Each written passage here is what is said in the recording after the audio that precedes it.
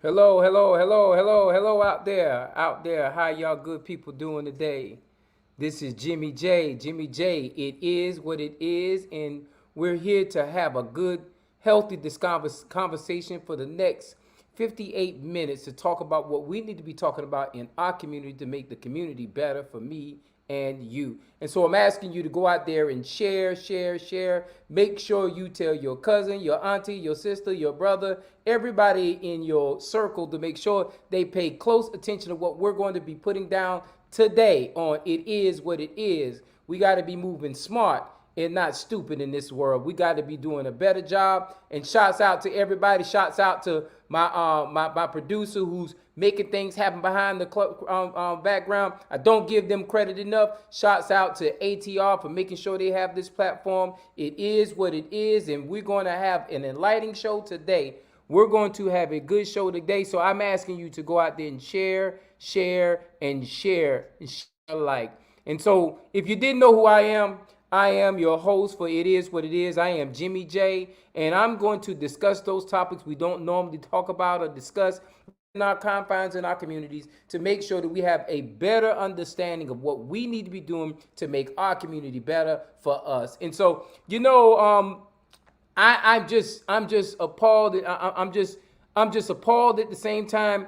I know I'm going to get in trouble for this conversation today, but what I'm going to do today is I'm going to challenge America, and I'm going to challenge African Americans in general to make sure that moving forward, we are what I call a woke group of people.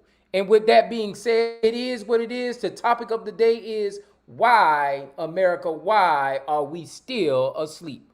I know y'all don't want to hear that today. I'm not going to preach a promise. I'm not going to be long winded on this conversation, but I know a lot of people want to know the conversation we're talking about. Why in America are black people still asleep? Why are we not waking up and doing what is right for our communities, doing what is necessary in our environment that we share to make sure that those people who are in the community getting the fair share? And so when I talk about why are we asleep, I come from an educated background. I come in a house of an educator. So, acronyms was something that was real big, huge in my family. And so when I say sleep, why are you sleep? Stuck losing emotionally every day, people. I don't know why.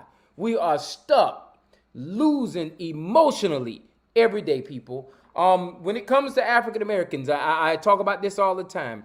When it comes to us, we tie all our situations, all our issues, all our problems, all our destructive habits are all tied to our emotional ties to relationships in our community. We refuse to sometimes let things go. I know people in my family who are beefing because of something the uncle did back in 1975, and here we are in 2021, and we still beefing, we still having that conversation about what happened to us in that time frame, and we have not been able to take the time to move forward in our community. And these are the kind of conversations that I say that make us a sleeping type people, stuck losing emotionally everyday type of people. And so if we're asleep, that means we're not awoke to be able to get what belongs to us. And so when we are asleep, we don't always go out there and find the right people to lead us when it comes time for leadership. When we are asleep, we miss out on opportunities, financial opportunities that can be fixing our community, that can fix our community. When we are asleep, we miss those opportunities of being able to become social giants or bigger giants in America. And so we're going to concentrate on sleep. And then at the end of this discussion, we're going to talk about the opposite of sleep, which we coined the word so much that I gave it its own acronym as well. And that acronym is it's time for us to become awoke. And I don't know what my acronym is, but I'll get to it in just a second. But it's time for us to be awoke type people. And when I say awoke type people, I'm talking about a kind of people that is willing to work on keeping everything. That's what woke means to me. Work on keeping everything. And so we have to get out of our sleeping state of mind, and we have to get to a conscious woke state of mind. And when you're talking about woke, we're talking about working on keeping everything. I didn't say some things, I didn't say no things. I said work on keeping everything. And working on keeping everything is understanding, no, I'm not going to tell you to keep up with them Joneses, because the Joneses trying to keep up with everybody too. When I'm talking about when you working on keeping everything, that means things in your environment, things in your community, things that you can touch, things that are tangible to you. Keeping those things as long as possible in your own community so it can have its circulation within your own confines and your own restraints. So therefore, it's not being given away to somebody else out there. Now, I understand that y'all wanted somebody to go out there and bash one group and beat up on another group, but today is not that kind of day. Today, we're going to talk about the difference between being asleep and being awoke. And so I'm going to leave sleep up there because you know what? We need to be seeing what sleep is in our community. Stuck, losing emotionally, everyday people. You see, those are the individuals who refuse to take the time to do what's right to fix the things in their community. They stuck on stupid, as we like to say. When we talk about it, when we talk about how government works for us, how government truly works for us, if we're not asleep and we're what you call woke, working on keeping everything, when we're a woke people, then guess what? We understand we have to strategize to keep the necessary things in our community to our community and for our community to build on our community. We must stay woke because working on keeping everything is the counterproductive component to being asleep, which is stuck, losing emotionally everyday people. And so those are the kind of people we want to try to avoid. Those are the kind of people that won't move the narrative forward. They're content with being accepting the things that have come before them, and we're content. We're accepting our conditions, and we have to get past that, people. I know y'all don't want to hear that today. I know y'all want to hear me bash and talk bad about somebody, and someone Billy shot John, and John jumped off a bridge, and Sally slapped Annette. We're not here to talk about that. Today we're going to talk about what we need to do to get out of our sleepy habits and what we need to do to become a woke people. You see, a lot of us will get out there and say, I'm woke, and don't even understand what the term woke really means. To be woke means you're conscious, you're understanding what's going on in your environment. You're not just conscious to see what your eyes see, but you're conscious to see not just the surface level, but the things that are deeply rooted under the surface that are really inhibiting and hindering you from progressing. But y'all don't want to hear that. Y'all want to hear about how we want to talk about this person and talk about that person. Being woke means you have to set a different standard. You have to set a different set of principles, guidelines, and you have to set the tone to change the narrative that is before you. Being woke is being conscious, but a lot of us don't want to be conscious. A lot of us just want to go ahead and throw rocks because guess what? Pretty much that's how the enemy works, because the enemy throws rocks at you, so you just want to throw a rock back at them. But to be conscious or to be woke as we really want to be, we have to get out of the sleep mentality. You see, I'm going to break these words down. See, stuck means you ain't moving forward or you're moving backwards. You're stuck. You're stuck in the rut that you're already in. You already understand in your mind frame that you feel that you cannot move forward and you cannot move backward. You are stuck. And most of us are stuck on stupid. We stuck in the mind frame that we had back in the past, and we too small-minded to move the narrative we need to be moving. The second word is losing. See, there's an opposite to winning.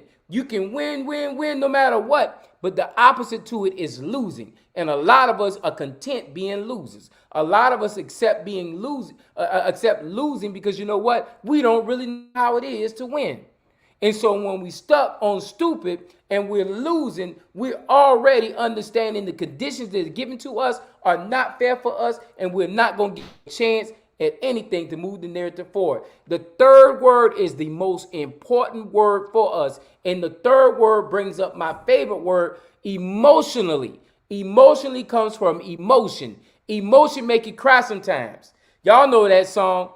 The thing about emotions is this. We work in emotions, and a lot of that is tied to we don't work in economics. The other E is more important than the E we're talking about. And when you have emotional decisions, that's what drives the narrative to sometimes work against us and not in our favor. And so that word emotion is so important, because what we have to do is we can't not be emotionally driven into decisions, and we're not allowing ourselves to move forward because we've already lost, or because we stuck, and then we stuck in our feelings, we stuck in our emotions, and we're going to continue to lose. You see, emotion is the one thing that kills our community, because emotion will drive you into relationships. And when we start talking about relationships, when we get into our relationships, we are afraid to break the trend on relations because of emotion.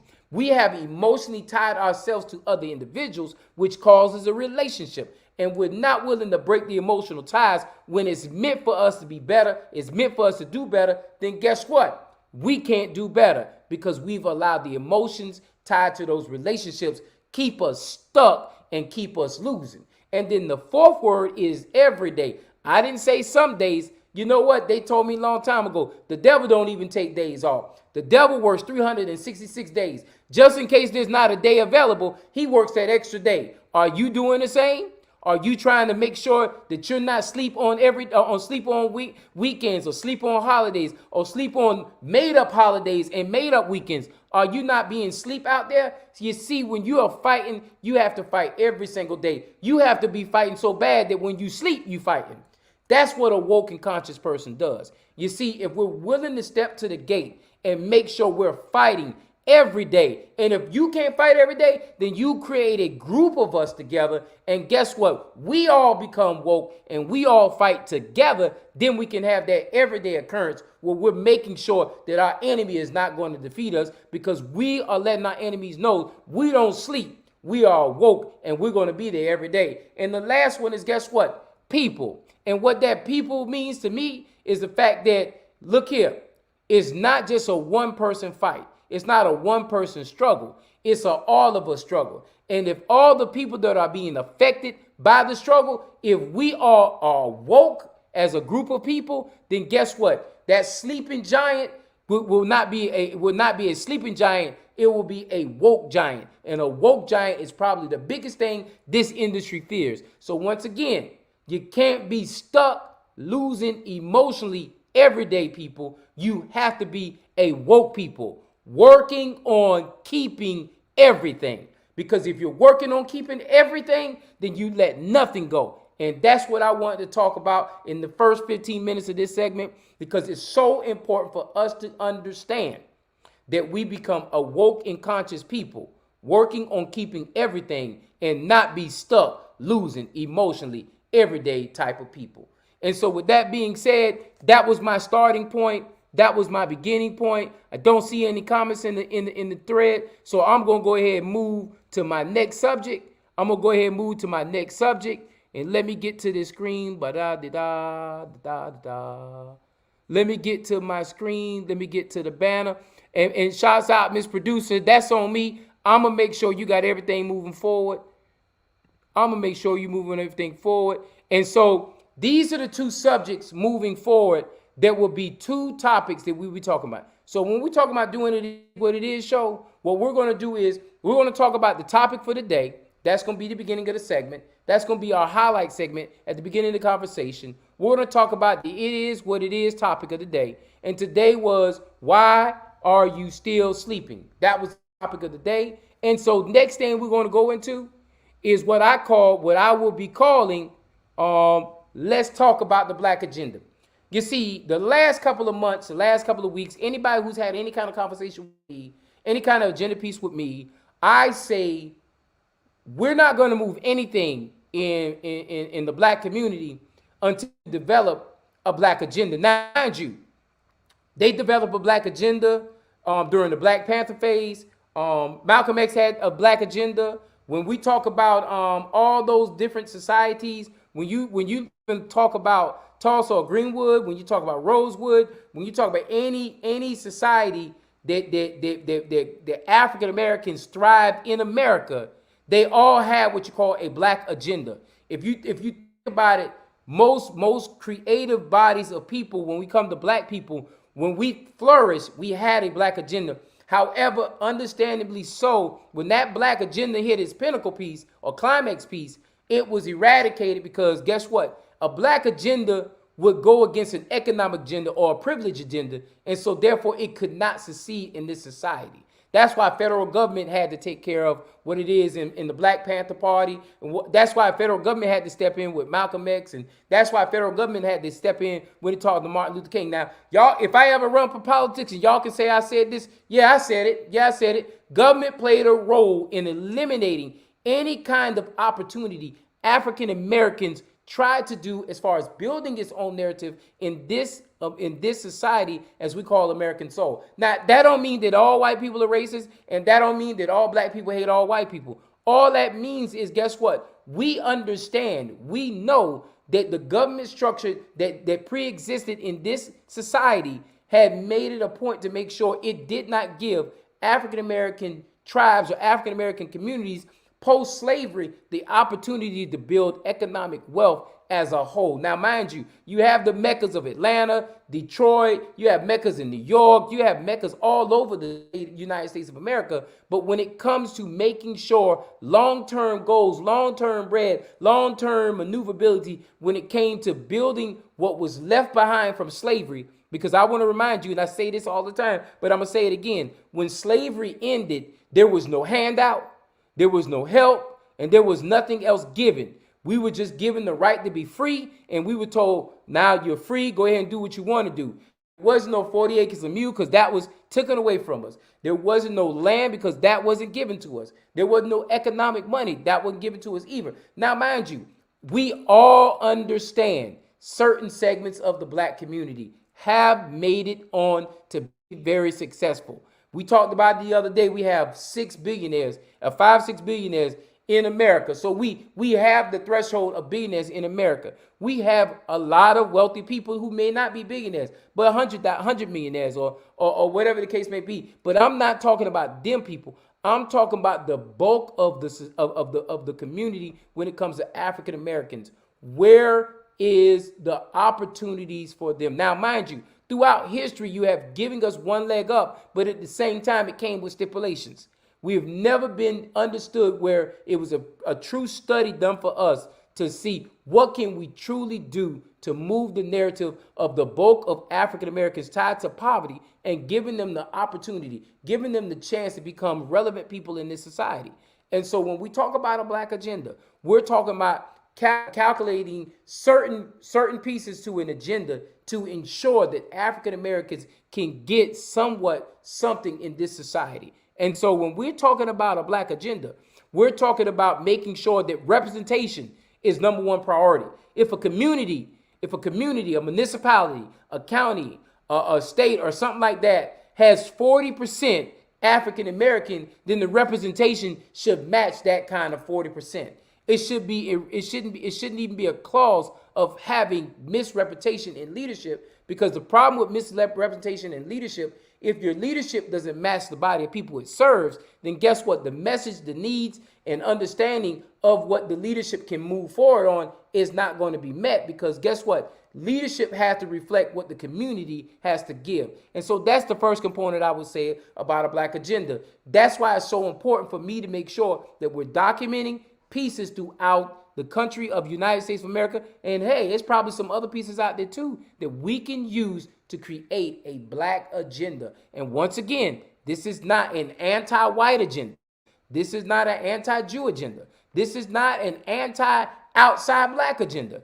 All this is an agenda to say these are the things that we need to be working on in the African American community, in the black community. These are the things we need to be working on. It's no different from the LGBTQ agenda. There's no different from a woman's agenda. There's no different from any other segment having an Asian Pacific agenda. There's no difference between them having an agenda and African Americans having an agenda. But let me tell you something, black people. A part of that agenda, a big part of that agenda is African Americans have to step up. I'm going to say it again.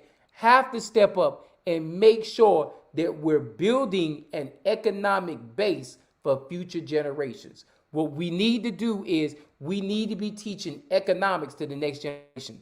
Economics is understanding how the dollar works and not just receiving a dollar or receiving a wage. Economics understands when you take a dollar, which equals 100 pennies, which is 100%, taking that 100% and making sure that you take care of bills, or you take care of responsibilities, or you take care of clothing, and not doing it backwards where you take care of clothing and take care of bills. It's understanding how that $1 bill or that 100% of your economics works. It's understanding how the education system plays into that whole thing. And I'm not just saying going out there and telling everybody getting a college degree. I'm saying how you're educated on how money works and making sure you find money that when you're asleep, once again, because we're going to have people who still sleep. When you sleep, when you wake up or you're awoke, then that money is making money for itself. And so that's so important for us to understand economics. I'm going to whisper it for Tanya how. Economics. You have to understand economics, because if you're not playing in the part of economics, we're going to keep losing out in this society. And so that's what we're talking about when we're talking about a black agenda. Understanding the narrative of a black agenda is so important. And so what I will be doing once again is the first thing we'll be talking about today. For example, we talked about the topic of the day. Why are you still asleep? Why are you still asleep? Why are you still asleep? Why are we still in the unconscious phase of life? And the second part is, let's talk about the black agenda. And so we're going to talk about the black agenda for the next few months, because you know why? It's so important that going into May's election in the state of Georgia, May 24th is going to be an election for the state of Georgia. That's when we're going to determine who the representation is from the Democrat and Republican Party, and then Libertarian may show up, and that's who we're going to know who's going to be on the ballot for November to determine how the economics is going to move forward January 1st of 2023 for the state of Georgia. And so important that we start having these conversations today before Christmas while those ships are out there in the ocean. It's so important to talk about those things right there, because all those things feed into a black agenda, and understanding what the black agenda and how it's affected by who we choose to be our leadership is so important. And it's so important for us to be able to understand when I come and catch you in the street and I ask you, who's your congressman? You ought to be able to tell me who your congressman is. Who's your mayor of your city? You ought to be able to tell me who your mayor of the city is. Who is your county commission? And who is your commissioner? You ought to be able to tell me those things, because if you're not able to tell me these things, then you're not thinking about your own politics. And there's no use in talking about a black agenda, because if you're not willing to understand how the black agenda pays into your own pocket, we're going to keep losing in this society. I know there's a lot of Jews out here I'm dropping right here, but the second part, like I said, the first part, it is what it is topic for the day, and we talked about it. Why are you sleeping? The second thing we talked about is, let's talk about the black agenda, and I've given you 10 solid minutes about the black agenda and what we're going to talk about. I'm not going to go deeper than what I am today, because I am building an audience starting next week. We're really going to be pushing the show. The reason why we're going to start pushing the show is because I finally gotten out the time that was holding me up from being able to put a full lot of time into this piece right here, so we can make sure that we're doing everything we possibly can to get you out there in this audience to understand it is what it is, and it don't have to be that way. But if we're willing to make sure we're not asleep and we're talking about that black agenda, we can be successful. And the third and the final thing that we're going to talk about is Jimmy J's journeys. Basically, what Jimmy J's journeys is all about is Jimmy J is going to be going around his community. My community, if you don't know, is Chatham County. My community, if you didn't know, is the First Congressional District. My community, if you didn't know about it, is all the way to Atlanta, Georgia, all the way down here. And Jimmy J's journey is going to give a highlight of what I've done between today, when I get off this platform, and Monday. Today and next week, Friday, is going to be Jimmy J's journey. And I got this little great book right here. This is what I call Jimmy J's journey. This is going to be my journal. This is going to be my journey for Jimmy J's journey. So I might have a conversation about Chatham Area Transit. I might have a conversation about redistricting. I might have a conversation about election. I might have a conversation about schools. But Jimmy J's journey is going to highlight and keep an eye on what's going on in Jimmy J's world. And so it's very, very important for you to make sure throughout the week, give me a call and say, hey, Jay, look into this for me. Hey, Jay, look into that for me. Hey, Jay, my taxes are high. Hey, Jay, my transportation is not working. Hey, Jay, whatever it is, for you to be able to do anything you have to do to get Jimmy J to put documentation in his journey, and his journey will actually be what we reflect during the last 10, 15 minutes of the social hour. So the first 15 minutes, we're going to concentrate on the topic, it is what it is topic. The second 15 minutes, we're going to talk about the Black agenda, and we're going to do that all the way through May. The Black agenda, and we're going to be building what we call the Black agenda up. So people, I'm going to stop talking about it, and I'm going to have the people help me build this Black agenda. And then the third topic we're going to talk about is Jimmy J's journey. Understanding where Jimmy J needs to go out there and visit, where I need to be driving around, and it's going to talk about it. So example, for Jimmy J's journey, what Jimmy J has been working on the last week, it has been redistricting. And so guess what? There's a lot of gerrymandering. There's a lot of BS. I can cuss on this show. There's a lot of BS going on. There's a lot of gerrymandering going on. There's a lot of coonery going on as far as the lines are concerned when it comes to redistricting and reapportionment. Now, y'all may not understand what redistricting and reapportionment means, so therefore, Jimmy J is going to explain it from his journeys. When you're looking at reapportionment and redistricting, reapportionment is taking the whole map after the census tract, taking the whole map of the state of Georgia, for example, and I'm only going to stay with Georgia, but it goes for all 49 other states too. Taking the map, and what you do is you look at the numbers. In the census tract, Georgia grew by 1 million people. So therefore, that means we increase our population by 1 million people. And so we didn't increase enough to get what we call another House rep. So we talked about this a couple of weeks ago when we talked about the legislative branch.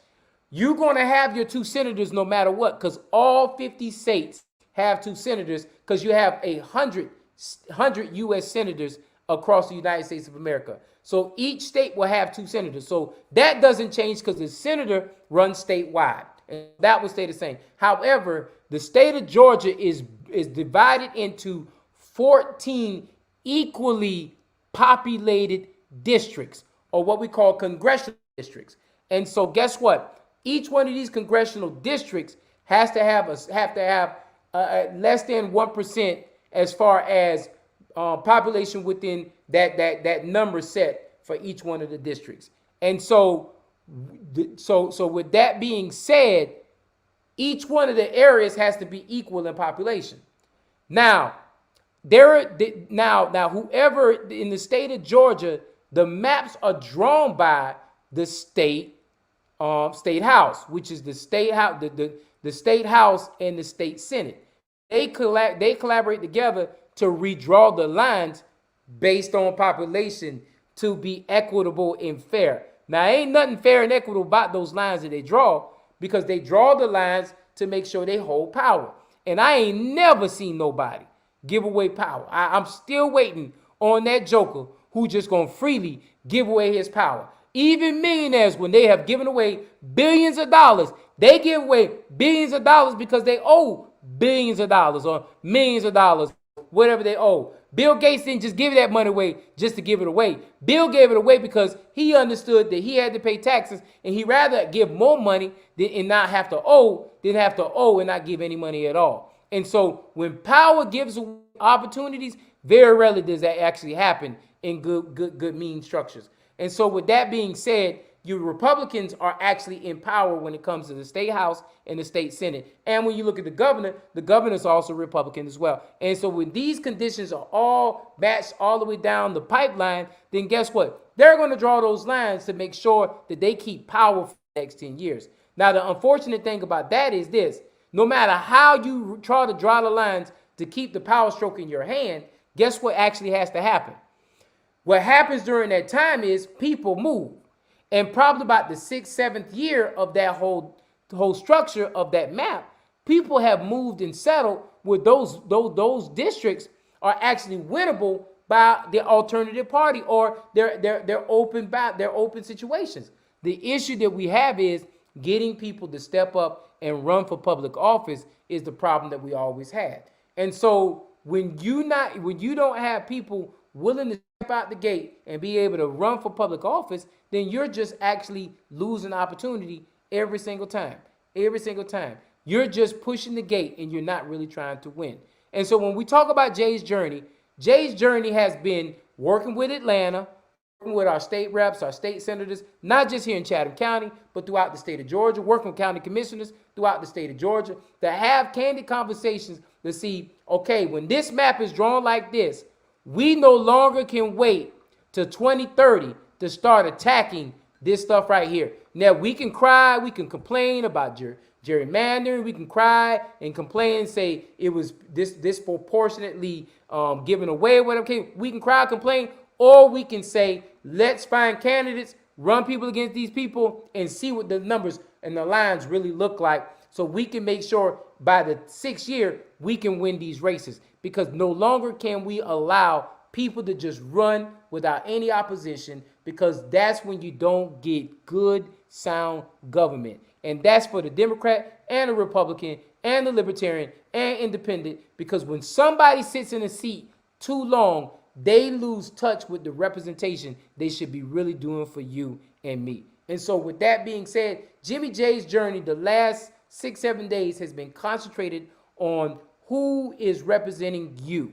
Who is going to step in the gate to represent you? Because in 2022, the state of Georgia, and we live in the state of Georgia, the state of Georgia is up for war. I can tell you this now.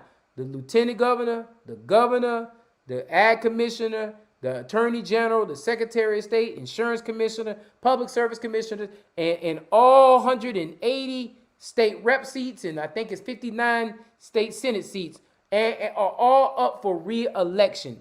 And reapportionment is going to make this balance look real ugly. And what I'm encouraging people to do is, if you ever considered running for office, now is the time to run for office. If you're worried about losing, you're worried about the wrong thing, because you might just be the energy we need, the spark we need to be able to change the direction that needs to be served. There are a lot of angry people mad on both sides of the aisles, because guess what? We have not had good representation in either facets. So it's time, it's important, it's great for you to step up and be the voice that needs to be for us when it comes time for the election cycle to go through. And so those are the 3 things we're going to talk about. I'm being real simple, real short. I know we're not going to have a lot of questions. I know we're going to have a lot of dialogue this go around. But I'll repeat it again just in case you missed it. How we're going to break this segment show down is we're going to have the topic of the day. It's going to be the bulk, anywhere from 20 to 30 minutes. We're going to talk about the topic of the day. Today's topic was, why are you still asleep? Why are you still asleep? And when we talked down sleep, we said sleep was you stuck, losing emotionally, everyday people. Those are the people that are asleep. It's people who are unconscious, people who are stuck in their ways, who are constantly losing, who are emotionally tied to relationships that are killing them. And they're every day not trying to do anything every day. And they're people in our community that look just like me and you. That is the reason why we stuck sleeping. We are sleeping stuck because we are stuck losing emotionally everyday people. And what we got to do is we got to get them sleeping people out of our community. We got to get them sleeping people out of our world. And we got to become what you call woke. Working, ongoing, keeping everything. It is so important that we stay woke. But not just, I hate when somebody, I'm woke, I'm with it. And then my thing is, when you look at some kind of efforts they doing, ain't nothing woke, ain't nothing with it, what they doing. And so I encourage you to make sure that you're doing what you can necessary to stay woke in this environment, stay woke in this community, stay woke in this world. Because if we do those kind of things, we can change the narrative completely. And so that's the first thing. Why are you still sleeping? We're not going to be asleep no more. We're going to stay woke. And the second piece is going to be my ongoing topic, a main event topic, maybe 10 to 15 minutes. We'll talk about it every single Friday. We're going to talk about, let's talk about the Black agenda. And we're going to break down different pieces of Black agenda that has come through this society. I spoke on it earlier. Malcolm X had a Black agenda for us at one point in time. The Black Panther had a black agenda for us at one point in time. Martin Luther King, SNCC, all of them had a black agenda for us at one point in time. We've had so many terms of black agendas throughout our society. A lot of these things actually work well for us. And not only did a lot of it work well for us, I can even tell you like this. Some of the programs from the Black Panther are still used in today's society, like the WIC system and all those different components tied to WIC system. A lot of that started what the Black Panther Party did, but they'll never give credit to the Black Panther Party. And I'm not here to tell you to join the Black Panther Party. So anybody who's trying to create language or any kind of in division with me and everybody else, you're absolutely wrong. What I'm saying is black agendas have already existed. In Egyptian times, we had a black agenda. If you really look at it in the Bible, we had a black agenda in the Bible. We just never concentrated and used those black agendas and continued to use them in today's society. And I think what we got to do is dust all those books off and bring all those examples of different types of black agendas that have flourished in our community. You talk about Tulsa, you talk about Durham, you talk about Wilmington, North Carolina, you talk about Rosewood, you talk about all these different societies in America during American time after slavery. After slavery, we had plenty of cities out west that had agendas that suited to make wealthy people amongst the black community. We can do that again. In Atlanta, Georgia, right now, they brought back Black Wall Street. They're bringing back Black Wall Street in Atlanta, Georgia. These are things that we can do across America. But the biggest thing I can ever say when it comes to the black agenda, the biggest thing I can ever say is economics. I'm going to say it whispering. Economics. That's from my favorite fan, Tanya Howard Hall. Economics. Because you know why? Economics is the biggest component we must do, because economics gives jobs to young people and gives them an opportunity to learn how to make economics for themselves. But when you see 30, 40% poverty levels, I can guarantee it attributes to 30, 40% African Americans are not in ownership of that community. I can assure you that right there. And the thing is, part of that black agenda is addressing government structures who are our government structures. If it's 40% African American, then that needs to be the representation on that government structure that represents you. And they ought to be putting things in line to actually build wealth in those disturbed, distraught communities like the African American communities.